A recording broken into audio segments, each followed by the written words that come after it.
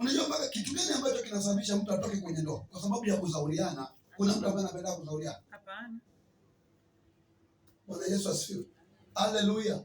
Vitu vya chike kuzauliana. Huyu mume anamzao mwanamke, mwanamke anamzao mwanaume. Na hiyo unakuta kwa nini kunakuja kuta tayari kumbe kuna kajamaa kingine kamejipachika pembeni. Kana kuonyesha kaje ni kazuri kuliko. Nikwambie hivi, huyu hapa mtumbukizie roho. Amen. Roho. Amen. Uzuri wetu ni roho. Amina. Uzuri nini? Ni roho. Ni roho. Mwambie mzee mkono, mwambie uzuri wako ni roho. Ni roho. Ni nini? Ni roho. Tusidanganyane nje jamani. Haya ni madoido tu.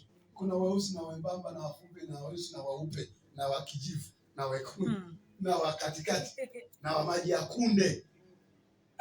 Yupi yule mwenye nani kama maji ya kunde? Sawa. Kwa yule mweupe sana, yule mweusi sana, nikwambia yote ni madoido, fashion ya Mungu. Fashion ya Mungu. Urembo wa Mungu. Urembo wa nini? Wa Mungu. Wa Mungu.